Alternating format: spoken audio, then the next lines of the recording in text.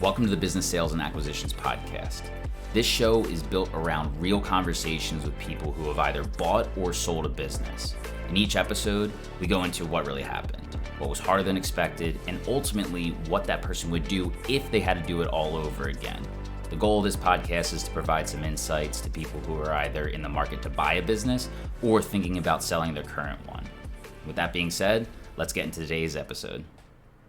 All right, welcome back to the Business Sales and Acquisitions Podcast. Today we have on our guest, Max Emma. And Max, I have to say, before we even get started, I was super excited after our first phone call to have a conversation with you on the pure basis that you have experience in so many different domains of business ownership from, I'm going to let you tell your story, but, from joining the family business and ultimately having to wind that down to starting another business from scratch, from purchase or starting another business from scratch, selling the landscaping company, then acquiring other businesses for your bookkeeping business, and then franchising it ultimately. There's so much experience that you have. I'm really excited for our listeners to get an idea of what your story is, what your mindset was in a lot of these situations, and ultimately provide some value. So, with that, I'd love to hand it off to you. If you could just kind of start by giving us kind of a brief overview of your story from starting in corporate America to leaving all the way up to franchising your bookkeeping business. Awesome, Steve. It's great to be here. Thank you for the opportunity. And thank you for telling me the word brief. Otherwise, we would be here for 3 hours. I could imagine. Because the story began 33 years ago plus when I came to this country from the former Soviet Union and didn't know what to do with myself, had to learn English, ultimately got a degree in finance. Thank you to my older brother because I really didn't know what to do. And he said, look, if you're going to know finance, you can do whatever because it's a great knowledge to have. And I'm like, okay, he has a point. So finance it is. And it did help. Between you and me, do I remember most of the stuff that they were teaching us in college? No. But I did graduate with honors, so I did good at the time. But if you don't use it, you obviously it goes away. Sure. However, after working for corporate America for 4 years, I realized that the corporate life was not for me. I'm always joking that I constantly was kissing the wrong butt, and I wasn't good at it. So I did go ahead and gave them a notice, and it was Qualcomm, one of the largest employers in San Diego, growing at a time. They were going to pay for my MBA. They looked at me like I was crazy giving them 2-week notice, but I'm like, I'm done because I was like really depressed coming home. I wasn't challenged enough. And later I realized that's the story of my life. If I'm not challenged enough, I'm just not happy. And, ultimately I just leave or find new stuff to do for myself. So anyway, I joined a small family business with 3 employees. It was a landscaping route that my dad started coming from Russia at the age of 55. No, even worse English, and he never really picked up. But he was able to started, got to 3 employees, and that was his, ceiling. That was it. And he's like, I remember we were sitting at the Chargers game. That's when Chargers was a good team, was still playing in San Diego, we were talking about it in the stadium, and he's like, well, that's all I can do. And I'm like, I can't stand my job anymore. How about I leave, you teach me what you know, and we'll take it from there. And then that was the agreement. I left, and I really didn't know anything about construction, but ultimately got my construction license, and from maintenance company, it became more construction. And we got 96 employees. I took over, started growing it. And then at some point, we were doing a ton of tract homes that we're building in San Diego.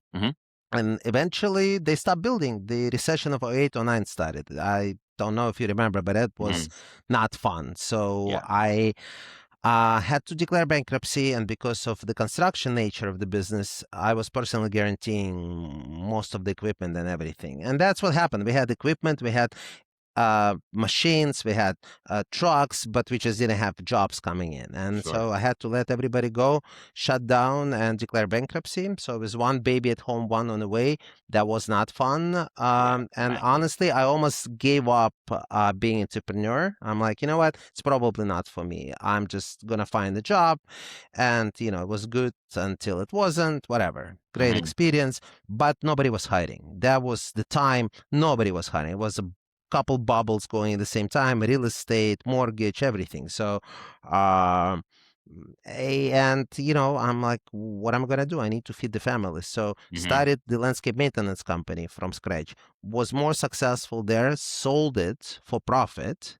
And then while we were doing it, while we were running the company, we were looking for a bookkeeper to do bookkeeping for us. And look, I was running the company with my dad and then my wife at a time who had masters in accounting. I was a village idiot with bachelor in finance, but she was a smart one. But we never paid attention to accounting Sure. because we were busy, growing the company. Hmm. And we're like, well, it would be nice if we had a bookkeeping company. And back then, most of the bookkeeping was very segmented, was moms and pops. It was one person mostly running it from his garage, and that was it.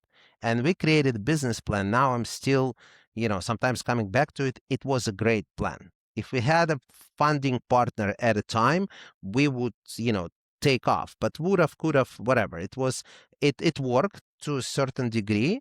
We started growing. We became a company. I mean, the name BooXkeeping came up. We trademarked it. But eventually, BooXkeeping got into franchising. By accident, we started doing bookkeeping for one of the franchise brands Mm. in the US, and then second one, third one. I didn't know anything about franchising. I mean, Hmm. I thought McDonald's Sure. is the only franchise. I mean, I knew Yep. more, but ultimately that's the knowledge I had. I had no idea that it goes back to 1851 and the Singer sewing machine was the first franchise in the US. I had no Hmm. clue. So, but being around franchisors, I started liking it. I started liking to be in the room with them and learning from them. They were like really cool. They were helping. And I'm like, you know what? When I grow up, I want to be like one of them. And I guess I've grown up. And, one day we've decided to franchise BooXkeeping. So now BooXkeeping is the only bookkeeping franchise in the US. And on top of that, we also do bookkeeping for over 100 franchise brands in the US. So that's my story. And right now we're growing that. So we're selling franchises. Now my clients are franchise brands and my franchisees. Hmm. So we are servicing them. I mean, they Yep. are servicing the small clients. Sure. Small businesses, but the small Yep. businesses, most of them are part of other franchises. So that's ultimately what it is. And in some, I don't know how many years, but the plan is to sell the business to professional franchise organization, somebody who growing franchises who will take it to the next level. I mean, that's how I see it. So it's going to be another stage going into Hmm. M&A and talking to professionals and by when and as you said, the last thing I want to add, when we had the bookkeeping company, Hmm. we acquired a couple bookkeeping Yeah. practices and rolled them under the bookkeeping umbrella. Yeah.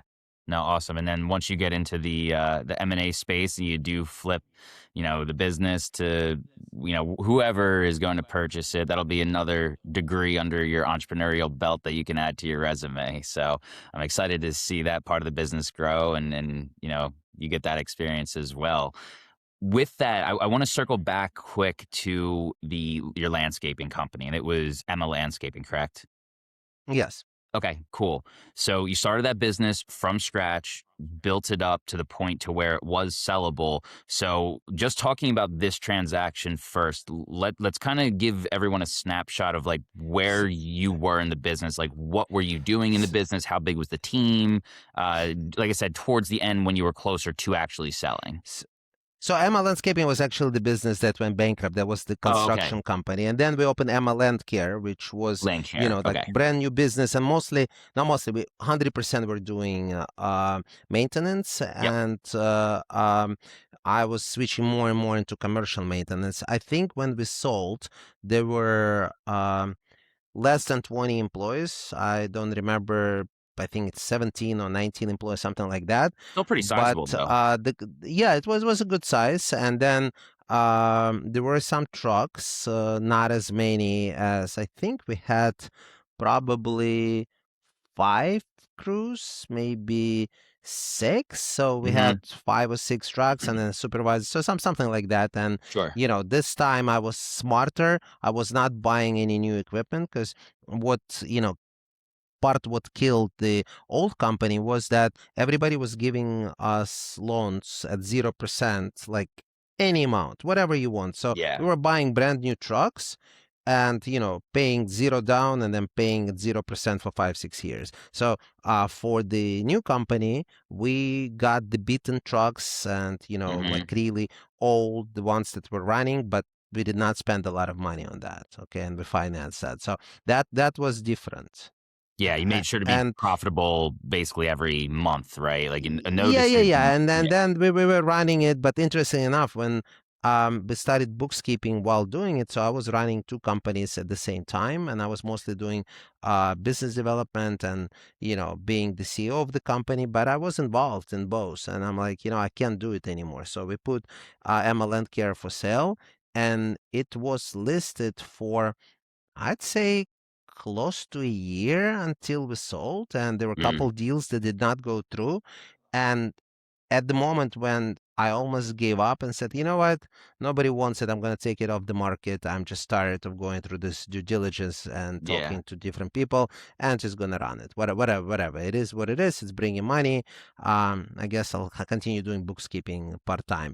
Yep. The offer came in and we sold to a company that was one of the largest tree trimming companies in Oh, Mexico. cool. And they were coming, the family was coming to the United States. They used that as a legal mechanism to get a business visa. Hmm. I forgot which one, but the whole family came. They started running it, and um, literally last week I saw one of my trucks on the road. So they still Yeah. exist. I think they're more into tree trimming now than Sure. landscaping maintenance, but I'm sure they do that as well.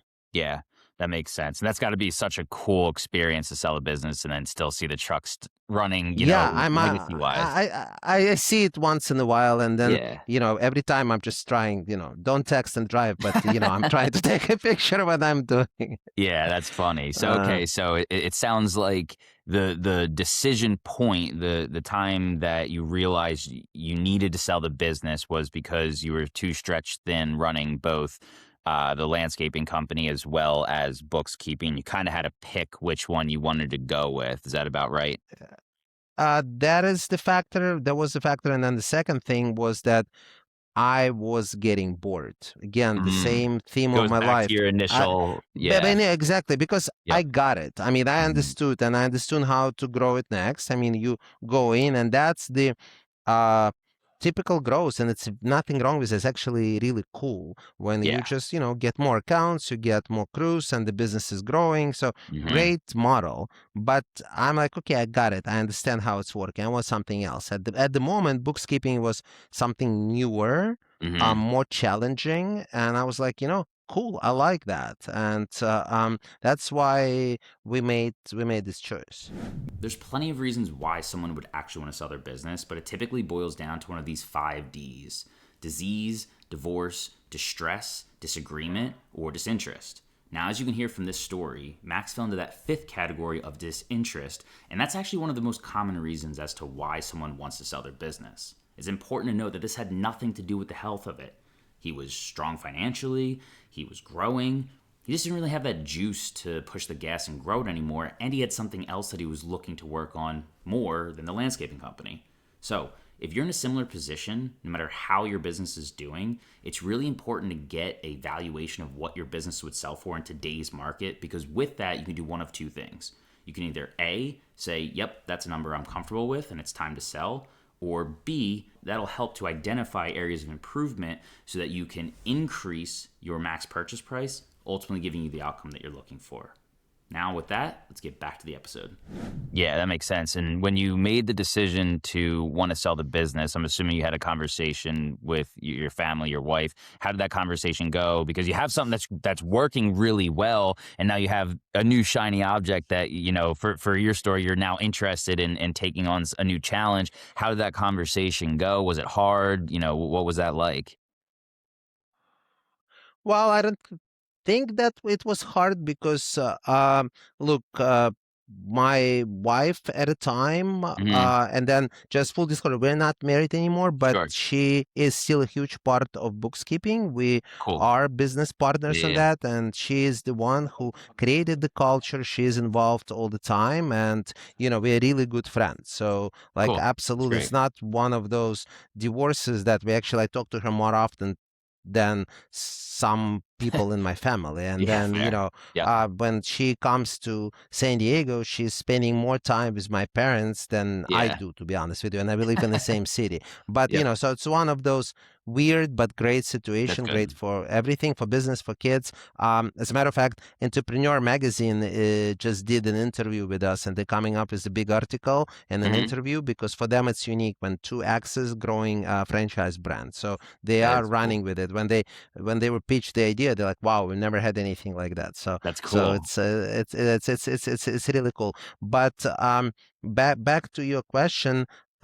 She supported me when I left Qualcomm, and we were living together. She was a girlfriend at a time, Mm. and when I just joined this small company that my dad had, I did not take any money for a while until I Hmm. learned and started growing. And so Yep. we were living using her, I want to say it was $10 or $11 an hour. She was Oh, wow. teacher assistant while going to school. So we were living on that. On that. And then Yeah. so she's absolutely, she was supportive for any decision that I made. Plus, Yeah. we started bookkeeping together. She was the one doing the work in the garage, and I Mhm. was the one doing business development. And she understood if I do it full time, we'll start growing faster. So that was, there was no doubt in her mind. So Gotcha. it wasn't a hard conversation. Plus, look, the bankruptcy taught us that we can do anything. It gives you sometimes probably more confidence than somebody should have because Yeah. anything can happen. But look, as long as everybody's healthy, I think we'll figure it out, and I still believe that. Yeah. And that's a great point to bring up because a lot of times people look at a bankruptcy and go, oh, that's the worst possible thing that can happen. But then you go through it and you realize, well, okay, we're going to get through this. We're going to be okay. And then once you do overcome that, okay, if you ever had to do it again, you already know what to expect, and you already have perspective on you're going to come out the other side. And like what you've done, you usually come out stronger and are able to build better and bigger because you have that perspective. And look, this is not a topic of your podcast, but I wanted to mention this was one Sure. of the first time when I really appreciated the American legal system. Mm, And yes, it has its draws when everybody's suing everybody, but the fact sure. that there is a legal mechanism when you can go through that, and there is a way for you to get out, Yep. rebuilding your credit history, doing, buying a house again, doing whatever. Some countries, uh, like once you declare bankruptcy, you cannot leave the country until you pay. So it's like Wow. it's becoming a problem. So the Yeah. fact that our bankruptcy goes back, God knows, 100+ years, Yeah. the bankruptcy law, it's great. I That's really cool. really appreciate it at the time. That's good. No, that's an awesome perspective to have. A lot of people don't have that, so that's I appreciate you sharing that. Coming back to the sale, so okay, so you made the decision. The conversation with the girlfriend at the time was not hard. She was very supportive. What was the And process? she was wife at the time, and we had two Oh, wife kids at the at the time. time. So we were running. Yeah, yeah. Okay, cool. So yeah. Gotcha. So, what was it like in terms of prepping your landscaping company to go to market? Like, how did you use a broker? How did you do your valuation? Where did you start, and what did that preparatory phase look like? Taking it from okay, I made the decision to sell, and getting it to the market.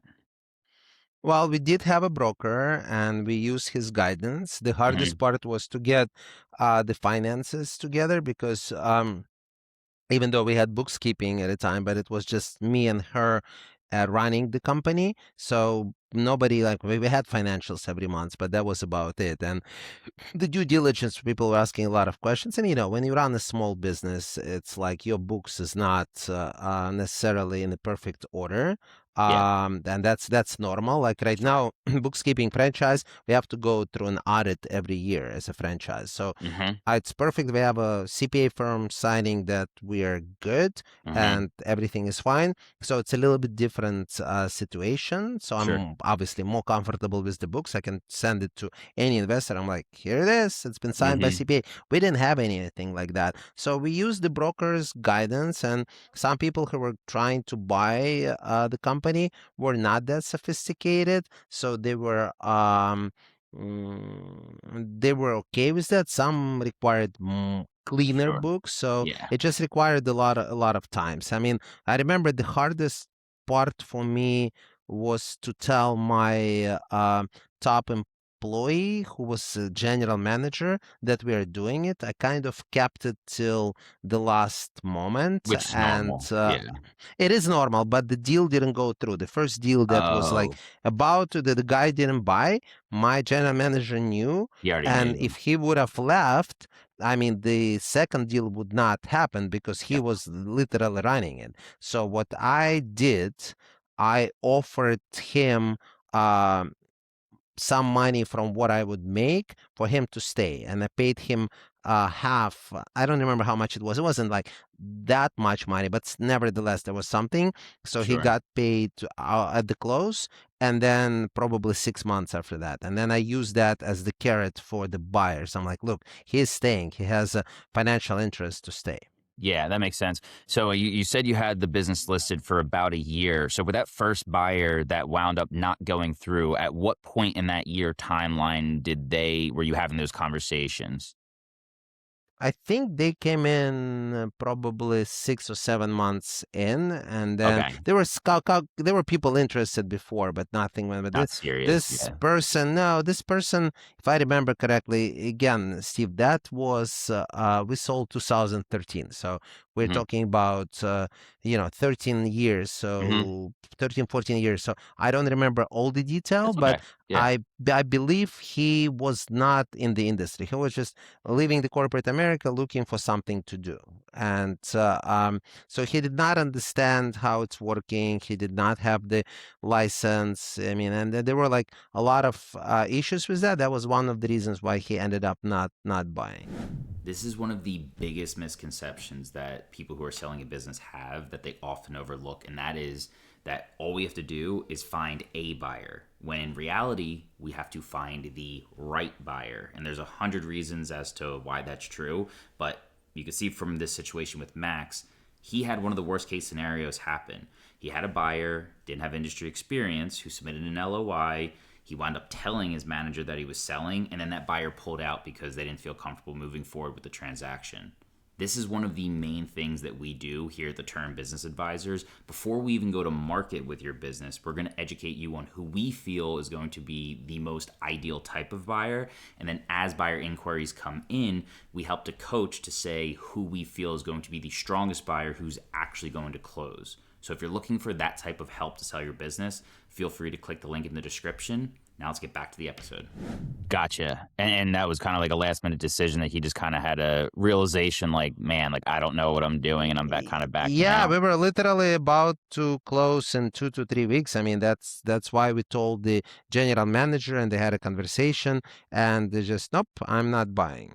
Yeah. Okay. Well, and that's an important note for anyone who is looking to sell a business. Is a lot of we have a tagline: selling a business is more than finding a buyer, because there's a lot more that goes into it. And one of the pieces that I think a lot of business owners overlook in the sales process is who is going to buy the business. Because it's not like selling a car where it doesn't matter who buys it, right? You need the person to close the deal. And in order for them to do that, they have to be able to be confident they can run the business. So, I mean, that's a good experience to bring to the table of, hey, like, he was a good buyer, he was qualified, checked all the boxes, but then got cold feet at the end, ultimately because he didn't have the industry experience. So that's interesting. And then the buyer that you wound up selling to, if you remember, what was kind of like their background? Or you said that it was the It was a very company, large, I believe the largest tree tree trimming company in trimming. Mexico that, Yeah. family owned it, and then they just wanted to immigrate to the United States, and they had an opportunity to do that by buying the business, and they were looking for one. So there was a Mm, perfect match. They were looking for a business from, what they understood. San Diego is obviously close to a Mexican border, yeah. and they were comfortable. I mean, they did speak Spanish, especially the kids. There were two or three kids that were Hmm. buying it with their dad, and that was the CEO of Hmm. the Mexican company. And I met the guy, and I met the kids. They were like all really, really nice. Cool. But he was buying it for the kids as a mechanism for them to come here. But at the same time, they wanted to continue doing what they knew. Sure. They had industry experience to a degree. Yeah, yeah. Mm, So it's yeah. it's kind of, they had a great experience. I Yeah. don't remember exactly, but I think they had like 100 plus trucks in so Oh, wow. it was a It's a huge big hub. No, it operation. was huge. Yeah, yeah. So Yeah. they were really big. They were doing a lot of government contracts in Interesting. Mexico. Cool. And what was because I'm assuming that they were either doing the E2 or the EB5 visa. What was that due diligence process like working with them? Was it any different than the first buyer, or was it pretty much the same from your perspective? It was easier because they did not ask stupid questions, because they understood the industry. Like, I didn't Sure. have to explain to them how it works and why Yep. the cost of this is that. They understood the mechanism. So in this regard, it was way easier to deal with somebody Gotcha. who is a professional. I can tell you, it all depends on the offers, but when I'm ready to sell bookkeeping franchise, I probably would insist on selling to people in the franchising industry. Mm. Because if somebody comes in who doesn't have a franchising experience, it's completely different. Even the valuation of the system is different Yep. because, you can do the accounting evaluation, or you can do valuation based on, number of franchises you have, how fast you grow, the future revenue. And then it's not so common when you sell an accounting company. Usually people value on what you have. So it's Sure. completely different ball Yep. game. That's why you're absolutely 100% spot on. I'm gonna look who is the buyer, not Yeah. necessarily how much is the offering. Yep. Yeah. No, that's a great perspective. And then closing. So, fast forward to the day that you actually closed in selling the landscaping business. What was kind of like the initial feeling like? The next day when you woke up, was it kind of a sigh of relief that now you can focus all your attention on books keeping? Was there a little bit of remorse of like, man, like that's a chapter in my life that's over? What was running through your head during that time? No remorse. I mean, I usually don't look back. At least I'm trying not to. I mean, not Hmm. always happening, but whether it's a past relationship or past businesses, it's done. And Hmm. um, I believe that everything that happens in life happens for us and not to us. So it's all learning Hmm. experiences, and Yep. I'm totally cool with that. But I remember the feeling. There was no emotion. Like when it happened and the wire came in, I was not like jumping around. I was not, like so happy and, doing something crazy. Sure. I remember that me and my wife, we just went to the most expensive restaurant in San Diego. That is now has two or three Michelin stars, and we just celebrate. Wow. So Yeah. I remember we did that. But other than this, it was like, okay, so Just it's another day at the done. office. What's next? But it took me a while to readjust and understand that now I have more time to concentrate on bookkeeping. So it wasn't like I woke up next day and started spending 100 times. So it took time to for the body and the mind to understand, okay, it is, it's not there anymore. I don't have to worry about it. Yeah. Yep. No, that makes total sense. Cool. So, all right. Well, now we're full time into books keeping. What was when you were growing that business? what was the thought of where you wanted to take it? Was it you wanted to grow it as large as possible? Did you kind of always have, I mean, well, probably not always franchising in mind. That came in as you started to work with franchisors, but what was kind of like the initial thought? Because you had an interesting strategy when you grew that you started Bookskeeping to be remotely run, meaning your clients didn't have to be next door neighbors, or that at least they didn't have to come into the office. So, what were kind of your thoughts as you were building Bookskeeping from the beginning?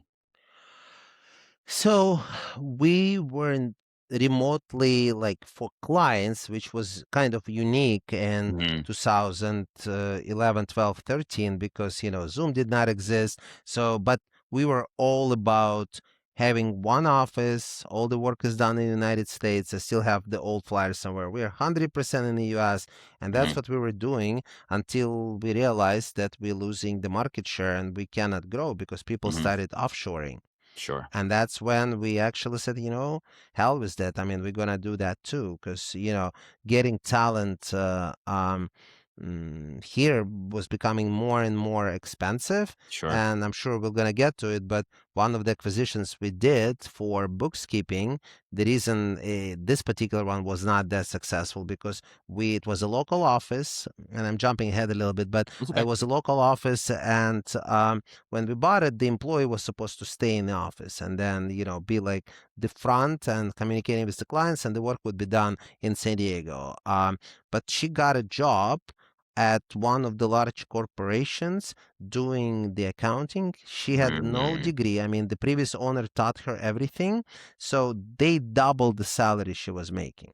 I remember when she brought Wow. it to me, I'm like, well, look, I have this offer. It just didn't make any sense for us to Yeah. even closely try to match it. All I had to say, well, good luck. I Yeah. mean, stay in touch. I mean, that's all I Sure. could do. It just literally they doubled because, you know, Googles of the world and everybody else, what was extra 20, 30,000 a year? It was nothing. So they were Yeah. just getting talent. And that's when we actually started looking into offshoring. So that was interesting experience. But even when we had one office in San Diego, I made sure clients would not come to our office. We'd do it all over the phone. We had only few coming and, insisting on meeting with my employees in person. Yeah, that makes sense. And when you were growing Bookskeeping, what was kind of the thought? When did you have the realization of like, okay, like we're growing this organically, things are going well, but we really want to amplify this growth and we want to start acquiring other bookkeeping businesses as a modality to grow? Well, before we got to that, we understood that, look, we can grow it organically, but it's going to take time to grow an accounting practice. Or we can sell part of the company and, use the money to grow it and take it to the Hmm. next level. And that's what we did. That's how it all started. I mean, we sold part of the company to equity partners, Mm, okay. and we use this money to grow the brand further. So, and that's like, if we would not do that, we would not have the funds to acquire other companies. Gotcha. Okay. So you sold a portion of the business to the equity partners and then So that. that was another due diligence, and it was another thing that we had to do, because it was just, now we didn't have a partner and now we do have a partner. So that was also an interesting spin of my career.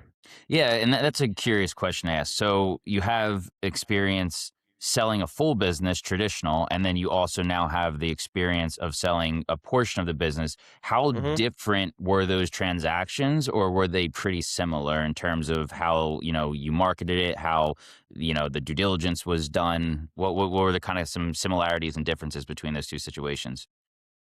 Well, the first one we were looking to sell, so we had a broker. The second time we wanted to get a partner, we wanted to get the funds, but we were just looking organically, Mm, asking more around, telling people, passively. like, we passively. We did not Yeah.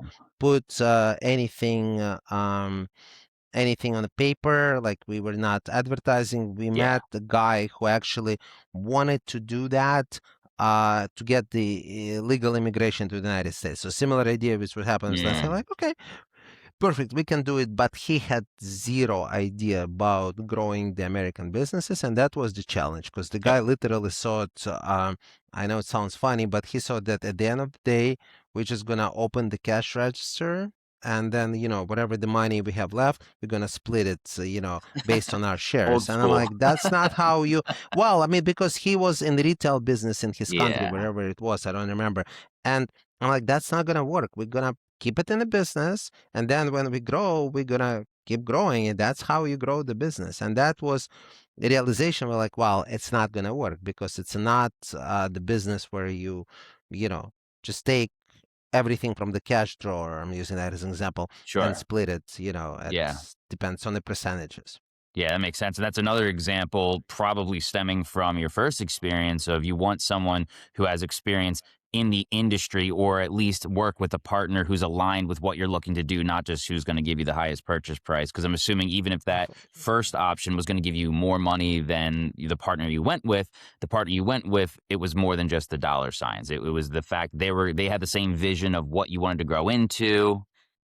For sure, but they wanted a bigger share of the company. So Mm, they understood. They offered more money, but they wanted, a a bigger bigger piece cut. of the company. And look, that was our lawyers negotiating with their lawyers. That was a completely different, thing. I remember when we were Sure. selling a landscaping company, we created the agreement when somebody wanted to buy, and I want to say we spent a couple $1,000s, what, two, three Sure. thousand dollars on the attorney. I think the attorney fee on the bookkeeping deal on this one was 25, $30,000. I Wow. don't remember because it was like literally going back and forth negotiating every small piece, and that's what attorneys do. Yeah. And but That's what it equity is, it partners is do.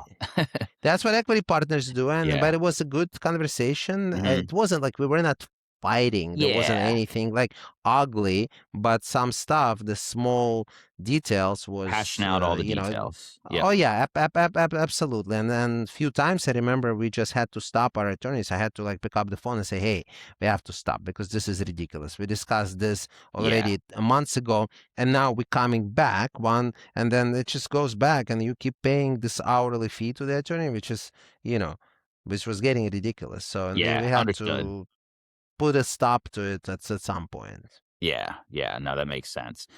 Okay, cool. So you have the partner, now you're starting to grow, you have the capital, now you're looking to acquire businesses. Walk us through what the search process looked like.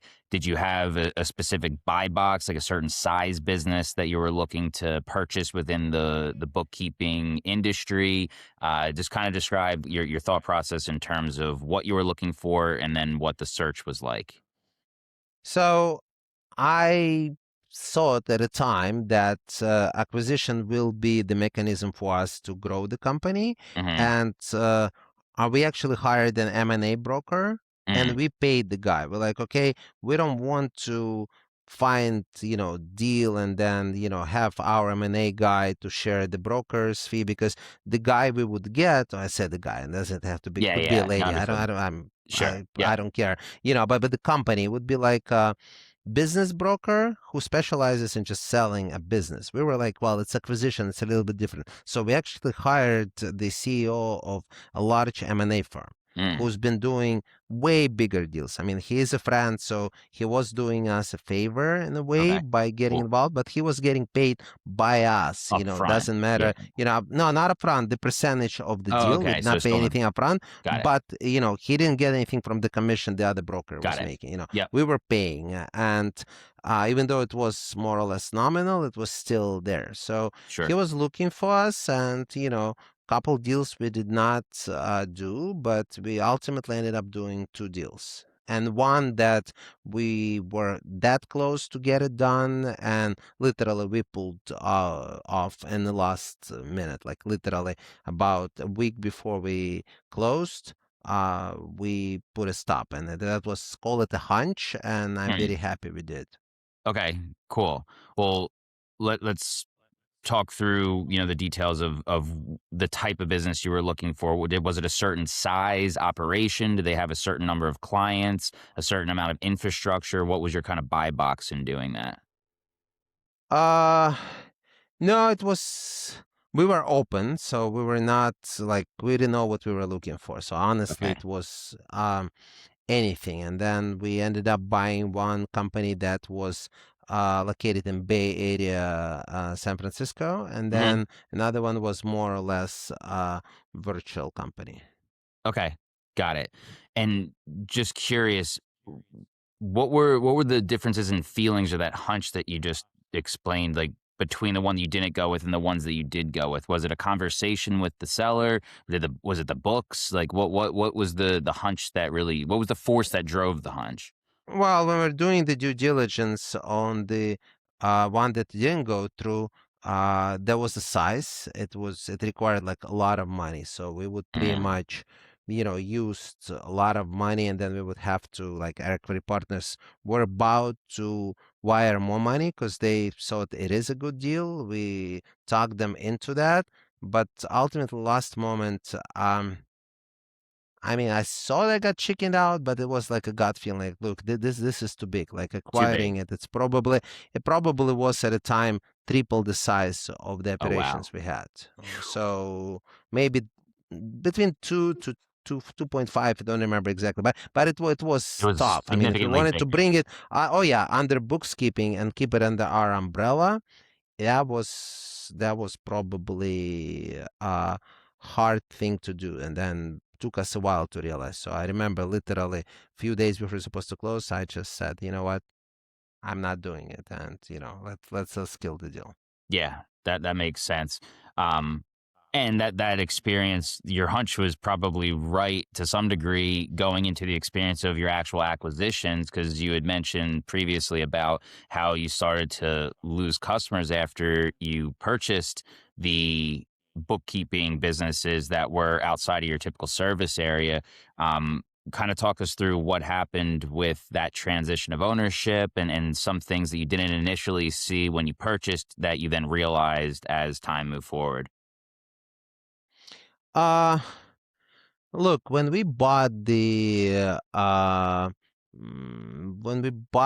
businesses, what killed the well, I don't want to say kill, I mean the deal. It worked. The clients, they were used to um small town feeling, like they were coming Mm, to the office, they wanted to talk to somebody in person, and here we are, we coming like, hey, technology is there, and we're talking about 2017 mm, probably, or 18, I think it's 17.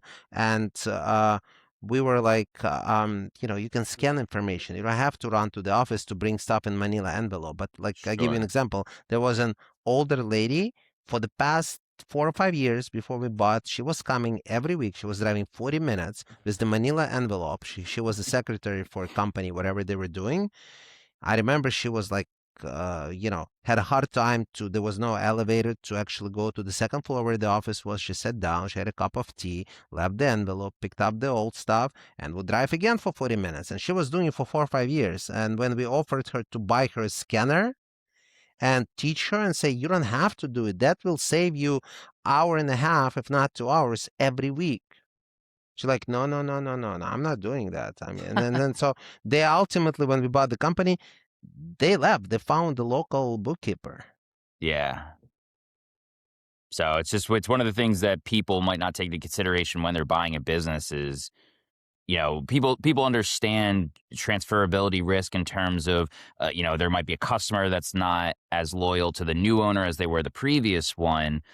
But a level down from that is the system change. You know what I mean? This customer, if you would have been in the office, she probably would have stayed, right? But because there was a fundamental system change that you brought to the business, that's what had some ripple effects with some of the customer base.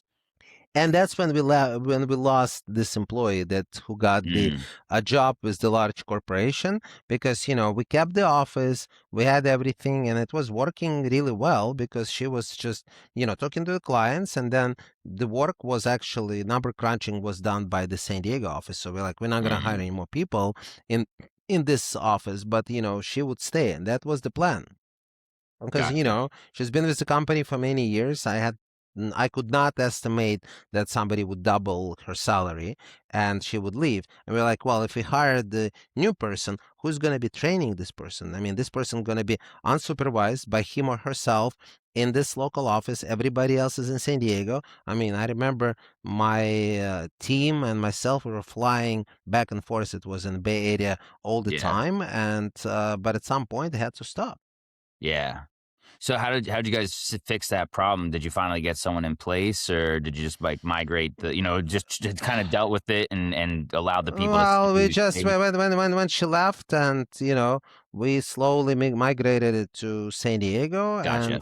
and who left. I mean, Yeah. we lost some business, and then so it was negative financial impact on us because of this. But we couldn't. I mean, that at the time that was the right decision. I'm like, okay, it's a learning experience. Yeah, it was something that it was no one's fault. It just was the reality of the situation. Look, Steve, I never, well, never say never. If my ex-wife is, here, she probably give me a lot of examples when I was Sure. putting a blame. But as I'm getting older, I'm learning not to put a blame, and also at the same time, I'm not blaming myself for anything. I'm Mm. grateful for what I've done because it's very easy to sit down. Well, I should have, I could have. I mean, it's like an internal joke now. I'm like, well, if I would have bought this condo at $65,000, it's now, $750,000. That's what I should have bought 3 or 4 of them when I could. I Yeah. mean, what's the point of talking about it? Let's talk Sure. about Bitcoin. When somebody told me about it, 2014,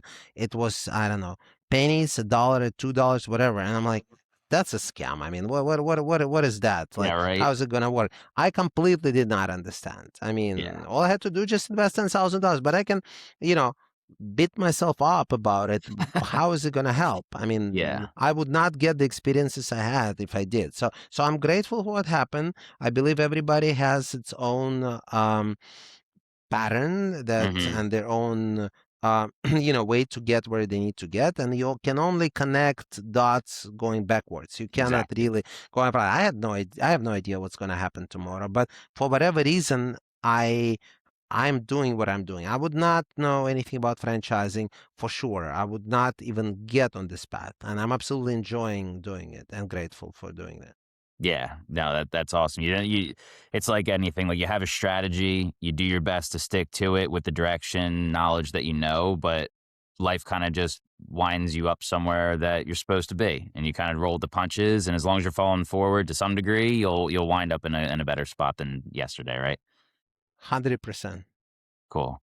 So yeah, so I mean using all that experience, right? Then you make the decision to franchise bookkeeping. And I'm curious just how has all of these experiences, how has that translated into bookkeeping from like an operational standpoint in terms of you servicing your franchisees? I mean, it's got to be an immense amount of benefit to have all that experience to be able to implement that to a person who's buying into the franchise, right? Uh, Look, I think when people buy a franchise, not necessarily bookkeeping, but any franchise, is the fact that the franchisor are gonna not only teach you what to do, but gonna teach you what not to do. Because we Hmm. made all the mistakes. So, for example, if one of my franchisees want to do the acquisition, I'm gonna coach them and tell them what to look for and why it might not work. Ultimately, it's their decision. But if they listen, then hopefully their path is not going to be as painful. Like they're not going to lose money on this deal, or maybe going to lose less money. So that's why I think buying a franchise, you're buying a blueprint, okay, and you're Sure. buying somebody else's expertise. So it was a mind change. And look, I didn't know what I didn't know. I mean, it took me a Hmm. while. I'm still learning every day. I still go Hmm. to a lot of conferences and a lot of round tables, and I'm just literally a student there. I'm sitting and taking notes. I did go back to school to become a certified franchise executive, so I learned a lot. Again, dealing with that many franchises as the vendor, being a franchisor, being around franchisors, a lot of them are my friends, and we talk all the time. But I'm learning something new every day. That's what franchisees are buying into. They're buying into collective wisdom. Yeah, no, 100%. And I have also been in the franchise space. I still am a franchise broker. It's one of the tools in my tool belt. And one thing that I always tell people that I'm working with who are looking into franchising is each franchise has its own personality. You should look at the franchise as being almost like a person, and it's represented by the people behind the scenes, and getting to understand the executive team, the founder. If it's a franchise that you are going to be working with, the founder is it's vitally important, because if that's in alignment, you're just catapulting yourself to success. There's a lot of good franchise models out there, but it doesn't necessarily mean anybody's going to do well with any of those models. There has to be that alignment of personality. And for someone who has, who's coming to Bookkeeping and they say, hey, here's my plan, for you to be able to kind of bestow that wisdom before they even sign up, it's a huge selling point. So that's really cool that you have that experience to bring to the table for your franchisees.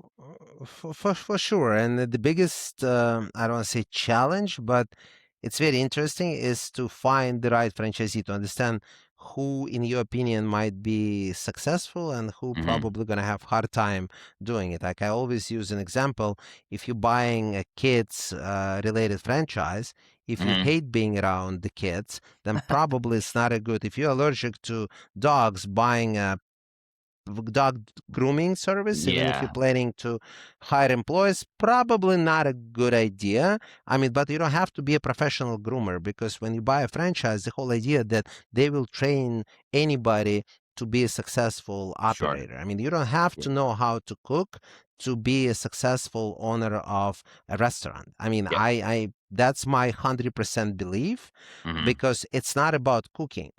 It's about, like, I'm sure you know that the average number of employees at one McDonald's is 50 plus. So you are in people management business. You're in fulfillment. I mean, you don't have to know how to cook, because McDonald's is going to tell you exactly for how many minutes to put it in the microwave, for, what to do.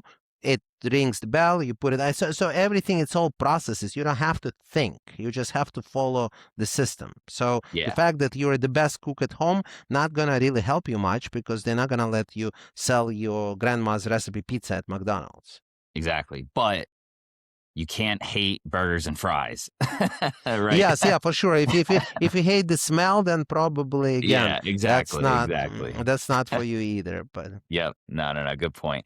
Well, cool. So now, kind of like summarizing up, I mean, with all your experience, if you kind of can give a high level words to your past self, or to someone who's watching, who's, we'll break it up to two categories: someone who's looking to buy a business, and then someone who's looking to sell their business. What would be the main piece of advice that you would give to both of those types of people? Well, the first advice that I'm going to give, which is not so trivial, is no matter what you do, have fun with it. Okay. So it's people overcomplicate things.